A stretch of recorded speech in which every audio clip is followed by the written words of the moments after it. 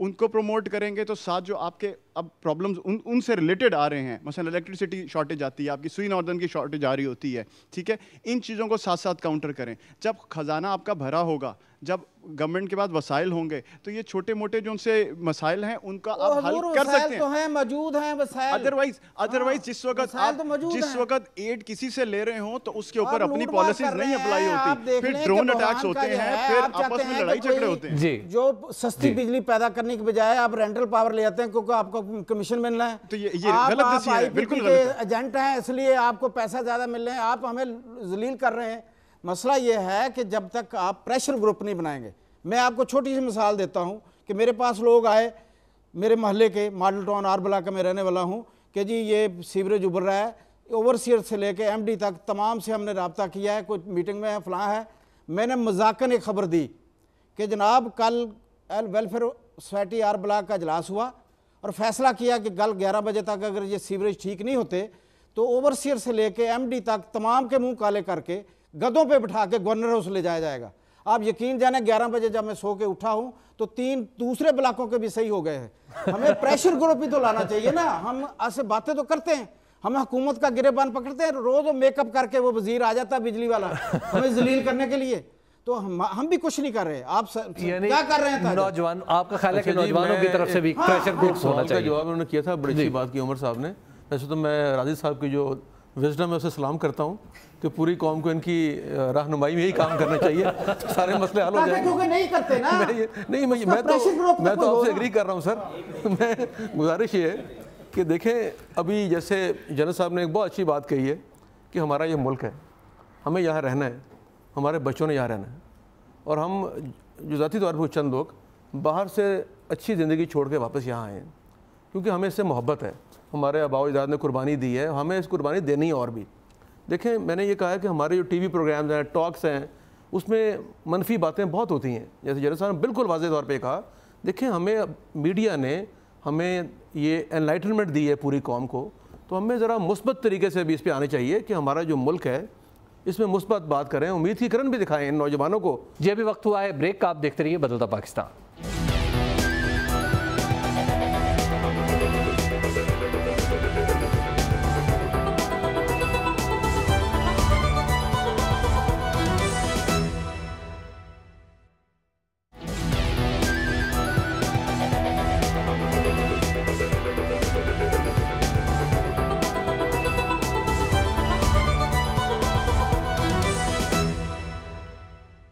बदलता पाकिस्तान में एक बार फिर खुशामदीद, और हमारा मौजू है कि पाकिस्तान से होने वाला ब्रेन ड्रेन। जितने भी इस वक्त पंजाब गवर्नमेंट में हेल्थ के हवाले से फ़ैसले होते हैं वो 5, 7, 10 लोगों के टोले पे मुश्तमिल एडवाइजरी कमेटी जिस डायरेक्शन में चीफ मिनिस्टर साहब को ले जाना आपका मतलब टास्क फोर्स है?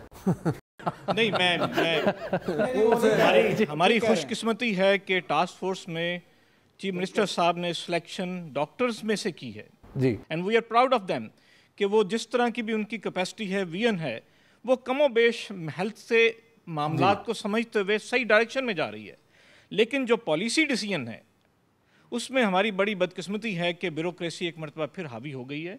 मेरा सवाल सईद अलाई साहब से है कि इस फोरम के तवस्सुत से हमारी आवाज़ पाकिस्तान मेडिकल एसोसिएशन का वो वादा चीफ मिनिस्टर साहब को ज़रूर गोश गुजार करें कि उनके कायद ने एक वादा डॉक्टर बरादरी से हमारे प्लेटफॉर्म तक कमो बेश 700-1000 लोगों की मौजूदगी में, हमारी एलीट लोगों की मौजूदगी में हमसे ये वादा किया था, जिससे 2 साल गुजर गए हैं, हम बहरामंद नहीं हो सके। हमारी किसी किस्म की कोई मुशावरत किसी प्लेटफॉर्म पे, किसी पॉलिसी डिसीजन में पाकिस्तान मेडिकल एसोसिएशन जो वाहिद नुमाइंदा तंजीम है डॉक्टरों की, हमें किसी तौर पे कहीं कॉन्फ्रेंस नहीं।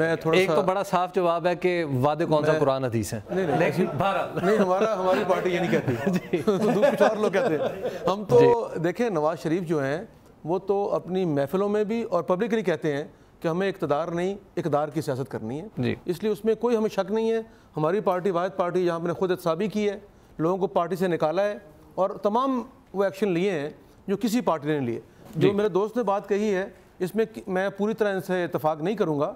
ये बात जो उन्होंने कही है ये वादा भी हुआ था, और आप यकीन कीजिए कि ये मेरे दोस्त अभी इसकी गवाही देंगे कि ये चीफ मिनिस्टर वाहिद चीफ मिनिस्टर है जिसने डॉक्टर्स के साथ मोर देन 2 डज़न मीटिंग्स की हैं।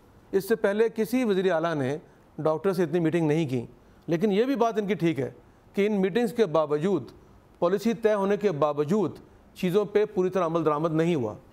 उसमें रुकावटें आई हैं, मुश्किलात आई हैं, लेकिन जो नीयत है वो ठीक है, फैसला भी ठीक है। इसलिए इंशाल्लाह जो वादे हैं वो पूरे भी होंगे और डॉक्टर्स को, पीएमए को हर जगह इत्मीनान में लिया जाएगा। जी मेरे मैं दोस्त, जनरल साहब से और सईद लाई साहब से बात करना चाहूँगा कि आप, हम सब, सारा हमारा मुल्क है, हम तैयार हैं इसके लिए कुर्बानी देने के लिए, जान देने के लिए और पसीना देने के लिए। तैयार क्यों होता है यार? हम फख्र है हम पे, लेकिन आप भी हमारे साथ चलें, ठीक है ना। किसी गरीब इंसान को अगर पंखा नहीं मैसर तो आप भी आज से एसी अपने बंद कर दें। आज आप भी अपने ये सारे काम करें, आप भी सारी वो चीज़ें जो गरीब के पास नहीं है आप एक दफ़ा छोड़ के देखें तो सही। आपके पास वो सारी चीज़ें हैं, इसलिए आपको ये पता नहीं चल रहा कि ये हमारा मुल्क है। आपके लिए वो हमारा मुल्क इसलिए है कि वो आपके पास सारी चीज़ें हैं। एक गरीब को जब पानी पीने के लिए ठंडा नहीं ना मिलेगा वो क्या करेगा? वो कहीं से बर्फ़ चोरी करेगा। तो आप कैसे उसको मुर्दे इल्ज़ाम ठहरा सकते हैं? डिस्कनेक्ट है बहुत बड़ा। देखिए ये जो मैंने तो पहले ही कहा है कि जो गैर मसावी तकसीम है, अगर वो ज़ात की बात है तो शायद मैंने पहले गुजारिश की है कि मौजूदा हुकूमत, मेरा ख्याल है ज़ाती हवाले से बात नहीं, उन्होंने बात की है कि गवर्नमेंट की सतह पे कुछ और लेवल से। डॉक्टर साहब वैसे इस्तेमाल नहीं करते, डॉक्टर मैं तो ऐसी वैसे इस्तेमाल नहीं करता। और मैं आपको ये गुजारिश करता चलूँ कि जो टास्क फोर्स की बात हो रही थी, डॉक्टर ने मना किया। मुझे बतौर MPA 42,000 तनख्वाह मिलती है और मैं उसके अलावा ना कोई अलाउंस लेता हूँ, ना कोई सहूलतें लेता हूँ और अपने उस काम के अलावा बाकी काम भी करता हूँ। इसलिए मुझे उस पर मैं अल्लाह के फजल से बिल्कुल मुतमईन हूँ। दूसरी बात यह है जो उन्होंने कही है बिल्कुल ठीक है। मैंने पहले कहा है कि जो वसाइल की तकसीम है और बुनियादी सहूलतें मुयसर नहीं है लोगों को, इसीलिए वो जो ये बात कर रहे हैं कि इनकलाब जो दस्तक दे रहा है वो इसीलिए दे रहा है कि जिसको पानी नहीं मिल रहा, जिसको बिजली नहीं मिल रही, जिसको इंसाफ नहीं मिल रहा, हमारा तो चीफ मिनिस्टर ये कह रहा है कि जनाब अगर ये हमने मुश्किलात दूर ना की तो वक्त दूर नहीं है जब यहाँ बैठे हुए ये तमाम लोग जो हैं उसके अताब का शिकार होंगे। मेजर साहब से मैं जनरल साहब से सवाल करना चाहता था। जनरल साहब ने शुरू में रिवर्स माइग्रेशन का एक जिक्र किया। रिवर्स माइग्रेशन उन्हीं 22 फैमिलीज़ के लोग कर सकेंगे जो हमारे एलीट में हुकूमत में कर सकें। मेरे जैसा बंदा जो 20,000 कमा रहा है और मैं 23 साल पढ़ने के बाद, 1 साल हाउस जॉब करने के बाद, पोस्ट ग्रेजुएशन करने के बाद 23 साल कमा रहा हूँ, 23,000। इसमें मैंने गैस भी पूरी करनी है, हर चीज़ पूरी करनी। मेरे लिए यहाँ पे रहना और शादी करना तो नामुमकिन है, ये तो सवाल ही पैदा नहीं होता। शादी पैसों से नहीं होती यार, ये कहना आसान है, ये कहना आसान है। वैसे मैंने ये फिजिकल फैक्टर है कि 23,000 में मैं अपनी बीवी के लिए तोहफा भी नहीं खरीद सकता। बिल्कुल ठीक है जी। और दूसरी चीज एक इम्पोर्टेंट चीज, बीवी की तनख्वाह उतनी हो तो गुजारा हो दूसरी चीज एक इम्पोर्टेंट ये कि हमारे यहाँ अगर अभी बात हो रही थी कि किसको जितना आता है कैपेबिलिटी और क्वालिफिकेशन के लिहाज से दिया जाए। इसमें इम्पोर्टेंट चीज़ ये है कि क्या पुलिस वाला हमसे ज़्यादा क्वालिफाइड है, फ़ौज वाला मुझसे ज़्यादा क्वालिफाइड है, अदलिया में मुझसे ज़्यादा ज़हीन आदमी बैठा हुआ है, ये तमाम लोग स्पेशल पे पैकेज क्यों एंजॉय कर रहे हैं? बिल्कुल दोस्त ने सही तशख़ीस की है कि जो इन्होंने तनख्वाहों की बात की है कि जजेस की बढ़ गई है, पुलिस की बढ़ गई है, डॉक्टर्स की नहीं बढ़ी, ये ज़्यादती है। इसमें हमारी मैंने गुजारिश की कि सिफारिशात हमने दे दी हुई हैं और इंशाअल्लाह जो डॉक्टर्स की सैलरीज़ हैं वो पुलिस और जुडिशरी से ज़्यादा होंगी इंशाअल्लाह। Very good. जी बेटा, मैं एक चीज़ की रिक्वेस्ट करना चाहूँगी क्योंकि ऐसा हो चुका है और after passing through this thing मैं ये कह रही हूँ कि I want take the name. कुछ बड़े मेडिकल कॉलेजेस के प्रोफेसर जो कि गवर्नमेंट के मेडिकल इंस्टीट्यूट में, हॉस्पिटल्स में जॉब करें, जब एक गरीब इंसान एक डॉक्टर के पास गवर्नमेंट हॉस्पिटल में जाता है तो उसको 2 मिनट चेक करके उस पर्ची के ऊपर बेसिक मेडिसिन दे दी जाती है और उसको बाहर भेज दिया जाता है। और बाहर आने के बाद उसको ये कहा जाता है कि अगर आपको चेक कराना है तो आप प्राइवेट में रात को 8 बजे के बाद डॉक्टर साहब को फलाने क्लिनिक में मिलें।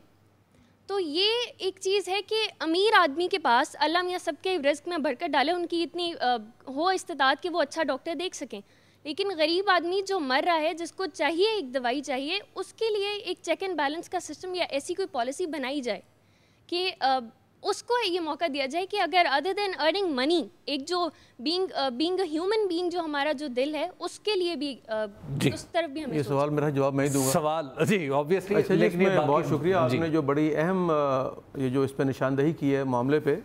अभी हुकूमत पंजाब एक बिल लेके आ रही है